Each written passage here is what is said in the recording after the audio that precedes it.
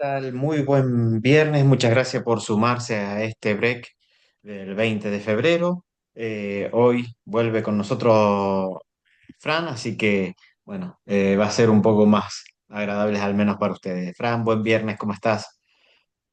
¿Qué tal, Robert? Buen viernes y de acá, de regreso en los breaks y bueno, hemos tenido una semanita muy cortita, pero con varias cosas interesantes para ver. Sí, correcto, sí, ha sido mi intensa, porque fue corta, entonces acá todos los movimientos del exterior de lunes y martes, los sajones no son muy afectos a ser feriados por carnaval. Entonces todos los movimientos que fueron bastante de volatilidad de lunes y martes nos terminó pegando de lleno como un embudo el día miércoles y no sabíamos si las cosas tenían que subir o bajar después de tantas ruedas paradas. Así que, bueno, pusimos esta semana despega o no despega porque el Merval parece que no tiene rumbo, ¿sí? Así que bueno, si le sumamos la volatilidad del exterior, esto eh, comienza a ser eh, algo que es eh, exclusivamente para pacientes. Así que bueno, ahí vamos a ver algunas cositas del Merval en donde pueden haber algunas oportunidades. Después, algo que se ha hecho costumbre este año eh, son las compras de dólares por parte del Banco Central. Se calentó el mercado de tasas esta semana, eh, fundamentalmente esta semana. Veremos cómo continúa, un movimiento que para nosotros es temporal. Y en el plano internacional, 10 días y contando, el ultimátum que dio Trump al gobierno de Irán puso presión un poco en los mercados e hizo recordar algunos activos financieros que venían un poco golpeados y también todo un tema con respecto a si estamos o no atravesando una burbuja y el impacto de la inteligencia artificial en, en este momento en las inversiones de renta variable, ¿sí? También nos quedan temas afuera, pero bueno, iba a ser demasiado. Así que bueno, arrancamos con el Merval. Sí, Un poco lo veníamos diciendo desde final del año pasado. Tenemos que esperar los balances, ¿sí? Esperar que se empiece a confirmar el cambio de tendencia en el ciclo económico de la Argentina. Así que bueno, enero pensábamos que iba a ser un mes con poco movimiento. Lo fue, digamos, en el intramés tuvo muchas subidas y bajadas, pero sigue lateralizando. Algunos le llamarán a esto, Fran, consolidación. La verdad que sigue sí. lateralizando sin un rumbo definido, ni para abajo ni para arriba. Pero bueno, esta semana Ah, aparecieron grandes ballenas a, a manejar el Merval. sí, ayer comentábamos, por ahora son muchos comentarios y no han puesto la plata arriba del mostrador, ¿no? Las acciones en general siguen en esa línea lateral infinita en la que vienen hace bastante tiempo. Eh, pero bueno, quizás ahora con otros, digamos, con cambios y cuestiones que han venido, y si termina todo de andar el tema Congreso y leyes y demás. Posiblemente esto tome un poquito más de fuerza, esperemos que así sea. Por ahora, seguimos en la lateralización. Acá está clarito el cuadro, lo podemos ver bastante claro, sí, se ha mantenido en esta línea de por acá, eh, y no nos hemos movido de esta zona. Eh, Vamos a ver si estas son las noticias que se necesitan para terminar de despegarse. Obviamente los balances van a dar un empujoncito extra si viene si viene todo bien. Sabemos que por ahí el nivel de actividad y algunas cuestiones de consumo no vienen del todo bien, pero recordemos que el Merval tiene la particularidad de que no tiene muchos de esos sectores, ¿no? De consumo masivo. No tenemos nosotros Walmart, un Coca-Cola, que indican con bastante flexibilidad cómo viene la economía más, digamos, más micro, más en los hogares. Nosotros tenemos mucho de energía, los precios de la energía, como comentabas recién, Robert, por cuestiones geopolíticas, ha subido un poco. Vamos a verlo más adelante, pero bueno, quizás eso también es algo que nos puede ayudar a nuestro mercado a terminar de despegar. Y como comentaba recién, eh, mucho optimismo, poca acción por ahora, ¿sí? Esperemos que todos estos bancos de inversión tan importantes pongan el dinero donde ponen la palabra y empiecen a comprar, ¿no? Estamos esperando ya hace mucho acá. Recordemos que el año pasado fue bastante complicado, entonces nos vendría bien un empujoncito de afuera. Y ahí, bueno, acciones como YPF, por decir grandes nombres del Merval, llevan un año sin variaciones prácticamente, algunas inclusive hasta negativo en dólares. Esto dado en un contexto que a partir de mayo del año pasado hubo una clara rotación, ¿sí? De algunos sectores muy ganadores hacia otros sectores que vienen muy atrasados en promedios históricos de 10 años, ¿sí? Entiéndase Brasil, acciones europeas, emergentes en general, ¿sí? Entonces, ese cambio de ciclo, evidentemente el Merval no lo pudo capturar todavía. Por eso nosotros venimos insistiendo, acá son importantes los balances y quizás los balances más importantes van a ser los del primer trimestre que vamos a estar conociendo en el mes de abril, perdón, a finales de abril, principio de mayo. eh, y estos deberían empezar a marcar quizás un cambio de tendencia, ¿sí? Y quizás va a ser muy importante lo que digan los guidance hacia adelante, ¿sí? ¿Qué Seguro. están esperando las empresas hacia adelante? Así que por lo pronto JP Morgan fue bastante optimista con bancos, fundamentalmente con Banco Galicia, en donde le asigna una posibilidad de suba anual del 50%. Eh, También mencionó a, a Banco Macro y a Superville, cada uno es libre de mencionar lo que quiera, pero bueno, ahí quizás en el sector bancos hay una oportunidad. También Morgan Stanley hizo una revisión de CEPU, también asignándole una posibilidad de suba en el escenario base de un 45% prácticamente en dólares. Ayer ahí vemos a la Se me derecha, escucha? Ah, ¿sí? ahí está. Ahí está, No, sí se escucha. te habías ido por un minutito, Robert, por un segundito ahí. Ah, bien, Sé que perfecto. hablabas de No, CEPU. desde CEPU, que también le asignan, Morgan le asignó una posibilidad de suba en el escenario base del 45%. Creemos que quizás un poco todas estas noticias comenzaron a traccionar el Merval en esa vela de ayer bastante amplia, también apoyado por el contexto internacional y como vos decías, Fran, somos más energía dependiente en el panel líder.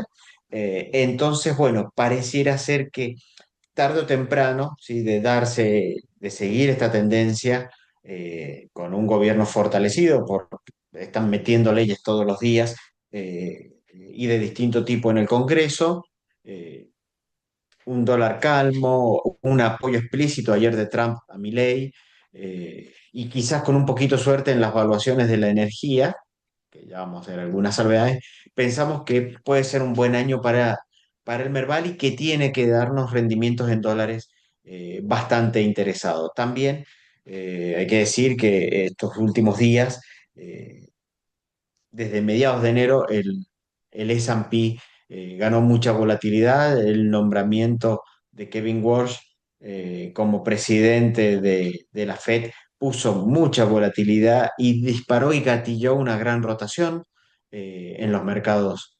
internacionales. Y bueno, eso también afectó al Merval, ¿sí? También afectó un poco a, a Brasil, al Bovespa en las últimas ruedas. Y bueno, también ahí hay que esperar algunas definiciones, ¿sí? ¿Qué va a hacer Walsh cuando se siente en en el board como El presidente de la trono, Fed. Eh, ¿Cómo, Fran? Perdón. en el trono de la Fed, digo. En el trono de la Fed, exactamente. Eh, También hay que ver qué pasa con Japón, porque el triunfo de una líder de derecha hizo subir muy fuerte a los activos japoneses, al yen también, aunque si bien los últimos días ya empezó a mostrar cierta debilidad. eh, También eso podría meter un poco de volatilidad y presión en los mercados internacionales, ya que tiene un eh, plano y programa de un crecimiento de mucha obra pública, lo estaba también hablando con Trump. Entonces, bueno, el Merval en ese contexto sufre por demás los coletazos externos y no puede beneficiarse del viento de cola que a veces dan. Pero por lo pronto vemos que hay una oportunidad ahí para los más agresivos de obtener buenas rentas en dólares y quizás empecemos a dilucidarlo hacia principio de marzo con la presentación de balances, ¿no? Y otro que viene bien ahora Ahí es, está. Fran, el Banco Central. Sí, el Banco Central viene en una racha impresionante, casi, eh, uy, perdón, se me fue para atrás, dame un segundo porque esto, PowerPoint, hace lo que quiere a veces, está, perfecto. Venimos con una asistencia casi perfecta en los días de compras del Banco Central, eh, donde, bueno, ha logrado, no voy a decir acumular reservas porque hubo muchos pagos a principio de año, siempre hay muchos pagos de diferentes tipos, algunos que se van para no volver y otros, bueno, como sabemos siempre con el Fondo Internacional, con el Fondo Monetario, eh, muchos de esos pagos terminan volviendo, ¿sí? De alguna u otra manera, entonces afectan las reservas momentáneamente. Y luego regresan cuando te hacen la devolución. Pero la realidad es que más allá del número redondo de reservas, que también se vio afectado un poquito por el oro, las compras vienen muy firmes, con días donde donde el mercado no está interesado en comprar dólares, entonces tiene que salir el Banco Central a aguantarlo, digamos, y a comprar y a barrer puntas porque no hay demanda, ¿sí? Quizás los importadores están todos de vacaciones, eh, es raro, pero no, parece no haber demanda de dólares. Sí, parece mentira, Fran, pero bueno, eh, el dólar viene cayendo en el año casi un 5%, un 4,6, 4,7 aproximadamente. Eh, una caída fuerte que también se pronunció bastante en el mes de febrero, en una época estacional donde no hay tantas liquidaciones. También salió ayer el dato de la balanza comercial y un fuerte superávit, fundamentalmente explicado por una caída fuerte en importaciones. Entonces ahí los optimistas de los optimistas hacen sus análisis. Que la importación caiga significa que el nivel de actividad viene por el piso y también la contracara de esto es que quizás se anticiparon demasiadas importaciones en el proceso preelectoral. Entonces ahora hay que volver a frenar un poco lo que venía pasando en el 2022-23, donde todos buscaban hacerse de importaciones a un precio bajo. Y un poco nosotros creemos que lo que está pasando es eso, ¿sí? Bajó la demanda de dólares.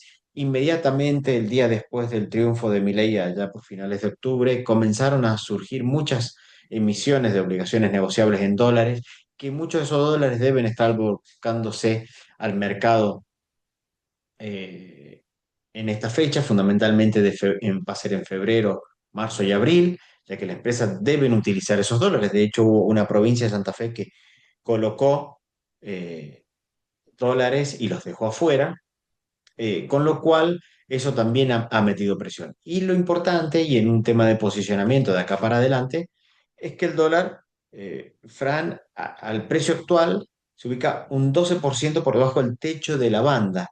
Techo de la banda que viene subiendo en el mes de febrero, la inflación de diciembre, y todavía queda la de enero. Entonces, las bandas se van a abrir mucho en el camino en los próximos meses.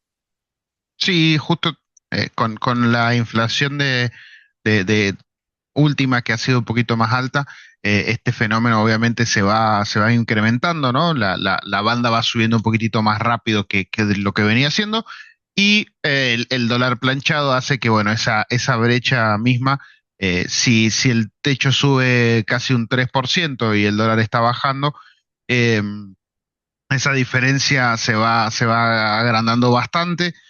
Es interesante de ver para los cálculos, digamos, de- del carry, sí, recuerden que siempre veíamos el carry con la referencia del techo de la banda, porque en principio ese sería el lugar donde tenemos digamos, una traba, sí, eh, o tenemos el margen máximo. Ahora parece que está muy lejos, ¿sí? O bastante lejos. Al 12% son 4 o 5 meses de hacer tasa para lograr equipararlo, ¿no? Entonces, al estar lejos, quizás eh, se va a mantener la tendencia a seguir bajando, ¿no?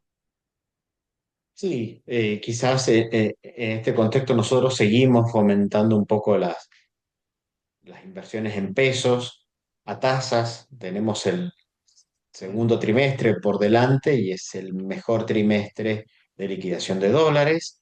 También vemos que el banco, a ver, si el dólar bajara mucho, va a dar incentivos a desarmar algunas posiciones de carry para volver a comprar con ganancias en dólares mucho más grandes. Pensemos que el dólar llegó a un pico, el MEP, contado con liquidación, llegó a un pico de 1580 prácticamente en los peores momentos de octubre, previo a las elecciones, y desde ahí ha bajado. O sea que la ganancia en dólares para el que tuvo toda la templanza y se mantuvo en pesos es bastante importante. Entonces, quizás al gobierno tampoco le conviene que el dólar baje tanto y active estas compras diarias que viene haciendo. En algunos días han sido superiores a 200 millones de dólares, en otros apenas 8 o 9 millones de dólares, pero viene un buen ritmo de compras. Entonces ahí es donde nosotros vemos que el gobierno va a dejar que el tiempo haga lo suyo, que el dólar se aleje de la banda, pero va a seguir teniendo esta idea de seguir comprando. Esto obviamente puede ser a costa de tener un nivel de inflación más alto del que podría llegar a tener si dejara fluctuar el dólar por abajo, pero bueno, un poco todo no se puede cubrir y lo que se le venía pidiendo de que acumule reservas, hoy por hoy lo está haciendo. Esa acumulación de reservas fue bueno para bajar el riesgo país y esa acumulación de reservas también puede hacer que el, el Merval se vea beneficiado indirectamente por una baja del riesgo país y que las valuaciones puedan ir para arriba. Entonces, riesgo país, acumulación de reservas, riesgo país y buenos balances podrían darnos unos buenos rendimientos medido en dólares para el Merval, ¿no? Obviamente también en peso, pero sobre todo medido en dólares. Así que acá dos cosas que van bastante de la mano. Y la tercera, que esta semana, post licitación, se trastocó un poco, fue el aumento, Fran, de los niveles de tasa. Sí, ahí es donde volvemos a a estas rabietas que por ahí nos tocan vivir. Em, la verdad es que eh, sigue, digamos, ha seguido así en toda la semana, ¿no? Ha estado bastante volátil. Llegamos a tener tasas de caución de 50%, sí, no tuvo la volatilidad eh, que tuvo en otros momentos, donde, bueno, pasábamos de 20 de tasa a 150, pero sí se notó esa falta de liquidez y los diferentes agentes de mercado saliendo a tomar, eh, empujando un poquitito la tasa para arriba, ¿no? Entonces hay que tener cuidado ahora con algunas estrategias de apalancamiento, porque, bueno, el financiamiento en el mercado se puso un poquito más caro. Como comentábamos, pareciera ser algo temporal. Muchas veces pasa que algunos bancos o fondos eh, digamos que calculan mal, entre comillas, sus necesidades de liquidez.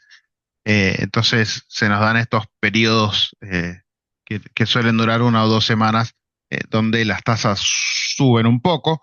Veremos en la próxima licitación, como dice acá, eh, que logramos recuperar, digamos, de toda esta liquidez.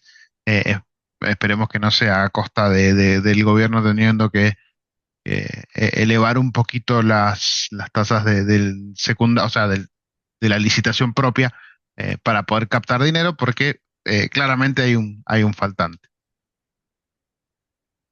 Sí, hay un faltante que el gobierno viene regulando con licitaciones, eh, así que ayer sobre tarde aflojó bastante, uno va buscando momentos para entrar, tanto sea para tomar como para colocar. El esquema monetario sigue, pareciera a veces un poco errático. Hay un tema con las grandes mesas de dinero, con las necesidades eh, de fondos. Todavía nosotros notamos un excedente de dinero en el mercado y eso quizás el gobierno también lo nota y también teme, ¿sí? Que una tasa muy baja o por periodos prolongados muy largos le genere un una corrida al dólar, como decíamos, ¿sí? O sea, si yo bajo la tasa, me da todos los incentivos para ir a buscar dólares, entonces debe estar en un proceso debemos estar en un proceso de descubrimiento de cuál va a ser la tasa endógena de interés. Pero bueno, algo que hasta ahora se ve temporal, algo a lo que nos estamos acostumbrando y estamos pasando de eh, niveles de tasas muy bajas a niveles de tasas más altas y lo que uno busca en esto por el lado tomador, por el lado del financiamiento, es el promediar la tasa contra las inversiones, eh, sí siendo más selectivos contra determinado tipo de inversiones, porque en este contexto de dólar planchado no se puede hacer estas estrategias contra posiciones dolarizadas, es perder bastante. Y en el caso de los colocadores, por ahí a veces se hace un poquito más difícil porque en cuanto yo ya compro un instrumento ya me pierdo esta oportunidad de hacer tasa. Pero la verdad que es un mercado que ha ganado bastante fluctuación y que hay que ir acostumbrándose a ir viendo esto y a buscar promediar la tasa tanto para la colocadora como para la tomadora. Y en las colocadoras a veces puede ser mejor directamente ir a instrumentos cortos cuando hay un buen rendimiento que estar buscando en colocadoras todos los días para el promediar probablemente dé por debajo esa inversión que la de ir a instrumentos cortos a 30 o 60 días, ¿sí? Pero bueno, está ahí. Mientras el dólar esté calmo, va a ser para el colocador más o menos lo mismo una u otra. Así que bueno, eh, para ir, para ir analizando y llevándolo al día. Y para el lado internacional, Fram, bueno, una nueva amenaza y eso hizo que el Brent y el Texas tuvieran un- una suba bastante interesante desde los mínimos que vimos a finales del 2025. Sí, se ve clarito acá en el gráfico el salto que tuvo, sí, a ver, acá, de repente hubo en estos últimos días un salto bastante importante. Recordemos que siempre que haya tensiones en Medio Oriente, sobre todo, esto va a tender a subir porque, bueno, digamos, se espera que haya problemas de oferta. Eh, por ahora ha quedado todo ahí. El Trump puso un límite, o sea, puso un plazo, y veremos qué termina de suceder. Por ahora, la única consecuencia ha sido esta suba en el precio del crudo. Veremos cuánto dura. Esperemos que no sea tan grave, entre comillas, tan, eh, digamos, afecte tanto el resto de los mercados del petróleo. En principio parece que es otra más de las aventuras de Trump, y esperemos que se quede ahí, que no escale más, ¿sí? Que no escale más. Em, pero bueno, mientras tanto sufre un poquito el precio del crudo para los que lo compran. Sabemos que Trump quiere un precio más bajo, ¿sí? De combustible. Es mucho costo para Estados Unidos tener un precio de combustible caro, ¿sí? Esto creo que lo hemos hablado en alguna otra situación, si no lo hemos hablado en la oficina Robert. Eh, entonces quizás por ese lado Trump no quiere que suba tanto el precio, lo quiere mantener barato, porque si no se le pica la inflación, como decimos por estos lados, para nosotros es más normal el tema inflacionario.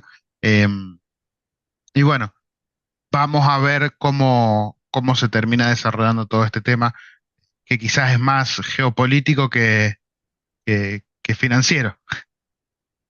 Sí, ahí, a ver, tema importante, Fran, con el tema de que se le pique el precio del crudo, es que ellos tienen elecciones este año, entonces por ahí el análisis que se hace internacionalmente es, Trump no debería tocar al estrecho de Hormuz, por ahí circula la tercera parte del crudo mundial.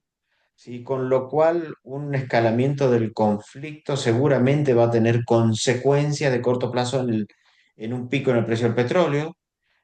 También lo que se está viendo, y nosotros lo venimos también viendo, lo mostramos hace uno o dos breaks con el tema del cobre, hay un estoqueo por parte de algunas economías, en este caso la China, para de algunos productos que pueden ser sensibles. Y en el caso del crudo también. Entonces China cuenta con grandes reservas de crudo que le permitiría reducir los montos de compra si hubiese algún conflicto internacional, en este caso como sería con el iraní, que podrían provocar una subida de precio y rápidamente podría el precio no escalar tanto por que algunos grandes compradores dejarían de comprar. Con el caso del cobre también viene pasando lo mismo. Para nosotros el cobre tiene un potencial, y sobre todo las mineras de cobre, muy importante porque es un producto en donde se está volviendo escaso, pero los almacenes están llenos, ¿sí? Entonces, eso pone presión de corto plazo en los precios. Acá todavía está un poco eso, si Trump va a tener otro éxito fácil y rápido como el que obtuvo en Venezuela o con el primer bombardeo a las centrales nucleares de Irán, eh, o se puede ver involucrado en un conflicto de mediano plazo que afecte su imagen y las posibilidades de triunfo en estas elecciones de medio término. La moneda está en el aire, está girando. eh, si lo vemos desde el punto de vista de nuestras acciones y CDRs, del estilo de Vista, Pampa, YPF, un YPF. poco de Ujú. conflicto no nos viene mal, nos viene bastante bien.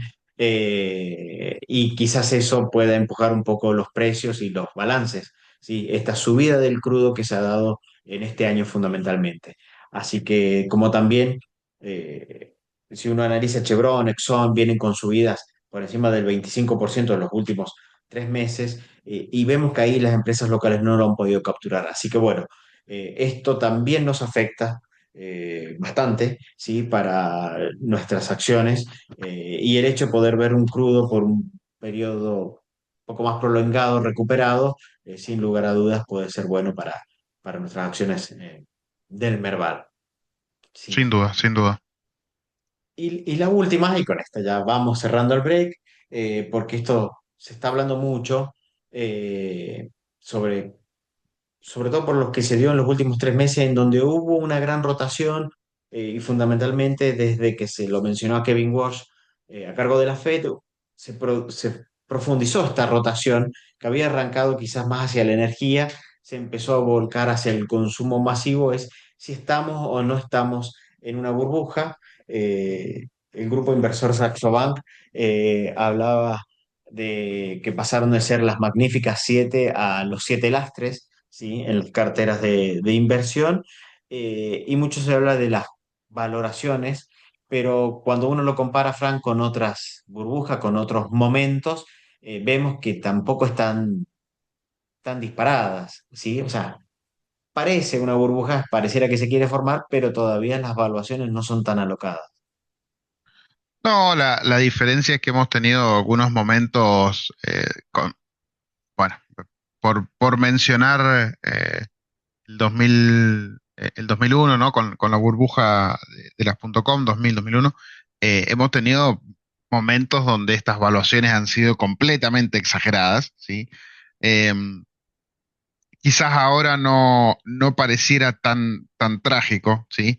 Se ve, digamos, estamos lejos todavía de algunas burbujas eh, históricas, digamos, donde las valuaciones de los precios sobre las ganancias eh, eran de más del doble en algunos casos de lo que es ahora, como la burbuja de Japón, donde ganancias sobre precio de 67 veces, o sea, el precio sobre las ganancias sería de 67 veces. Claramente son momentos donde todo esto ha sido muchísimo más exacerbado, ¿no? Entonces, en este caso, pareciera que estamos mal, pero digamos que todavía en cierto rango lógico, si se quiere. Ahí también, bueno, hay que ver algunos caso por caso. Como siempre mencionamos, por ejemplo, Tesla, ¿sí? Tesla, miren la evaluación de Tesla, ¿sí? Pareciera que está muchísimo más alejada del resto, que está más bien sobre el promedio, pero bueno, hay algunas cuestiones o algunas empresas que sí hay que mirar con un poquito más de detenimiento, eh, pero en general, Robert, están en una línea, no digo normal, pero digamos que todavía se podría, no sé si se podría hablar de una burbuja con estos precios, ¿no? Sí, acá el punto va a ser es si la inteligencia artificial logra despegar o si no termina siendo, digamos, el talón de Aquiles de estas evaluaciones.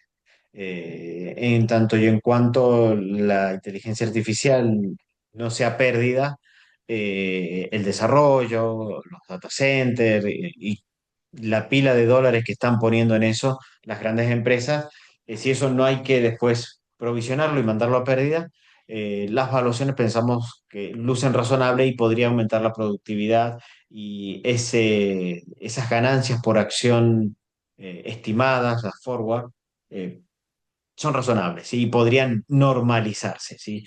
Acá ese es el punto. En el mientras tanto, varias gestoras de fondos lo que vienen un poco recomendando es, bueno, esto ya se ha visto, a mediano plazo las acciones dan un mejor retorno que el mercado de renta fija, pero para más conservadores se puede buscar renta fija de corto plazo, ya se menciona la renta fija de largo plazo, y también se puede buscar sectores más defensivos, ¿sí? Empresas de valor, empresas con buenos pagos de dividendos, consumo masivo, el sector defensivo en este, militar defensivo, en este contexto también puede ser una alternativa. Es un poco, digamos, como volver a los clásicos, ¿no? Y eso es un poco lo que se vino dando. No hemos puesto gráfico esta semana, pero más o menos lo que hemos venido viendo buscar alguna diversificación fuera de Estados Unidos. Fue el turno de Brasil, fundamentalmente en diciembre y principio de enero ha sido el turno de Japón y llevado a lo de Japón el tema de renta fija. Hay una especie de acuerdo en el que está avanzando Estados Unidos y Japón. eh, para desarrollar sectores estratégicos, un plan de inversión bastante importante, superior a los 30.000 millones de dólares. Esto debe estar de la mano porque Japón debe querer reactivar su economía y algunos sectores fundamentalmente defensivos, pero también eso podría meter presión al mercado de treasuries de Estados Unidos. Recordemos que los japoneses son grandes inversores de treasuries y también un buen lugar donde se inicia el carry trade. Entonces, esto sin lugar a duda le puede meter presión a las tasas largas norteamericanas y debe ser algo que Trump no debe estar buscando ni queriendo, ¿sí? Entonces, ahí estas reuniones bilaterales entre Trump y la primera ministra, en este momento no me sale el nombre, de Japón, deben estar buscando ver cómo pueden fortalecer las economías sin afectar los mercados financieros mundiales ni llevarle problemas a Trump si se le quiebra la tasa corta, el tramo corto de la tasa y el tramo largo, ¿sí? Lo que él tanto quiere bajar las tasas en el corto plazo no se le puede quebrar con una espiralización, con un empinamiento de la Plazo curva largo. en las tasas. Sí, porque eso sí va a ser problemático cuando los inversores empiezan a ver que las tasas son más altas por un periodo más prolongado, empiezan los problemas inflacionarios en las economías. Así que y de crecimiento. Es un problema y eso sin lugar a dudas es una clave para seguir monitoreando. Pero bueno, todavía no pareciera una burbuja, pero se puede ensayar cierta rotación hacia sectores más tranquilos. Lo pusimos hace uno o dos breaks, este cuadro de las ganancias futuras no esperadas, ir buscando buenas empresas que luzcan más baratas relativamente. Sí, esa va a ser Así la que bueno, clave seguramente ahí para poder identificar cuáles son las mejores valuaciones, las mejores oportunidades. Eh, seguramente, bueno, va a haber que estar muy atento. sí, ahí comentario al margen no lo pusimos, por ahí quizás es demasiado. Esta semana salieron los famosos F13, ¿sí? Que ahí los grupos de inversores informan cuáles han sido tus tenencias, las altas y bajas, y cuando uno mira los grandes, tipo Berkshire con Warren, Druckenmiller, Bill Ackman, ¿sí? Lo que uno puede visualizar, porque a veces es muy gráfico, Berkshire se desprendió de Amazon, pero creo que era Druckenmiller, compró Amazon, es la convicción, ¿sí? Es ir quizás un poco más a la concentración en aquellos sectores en donde el inversor se siente seguro, donde son negocios que ve valor, ¿sí? No hay una eh, quizás gran dispersión, sino que hay una convicción en lo que están comprando. Eh, Así que eso se vio un poco.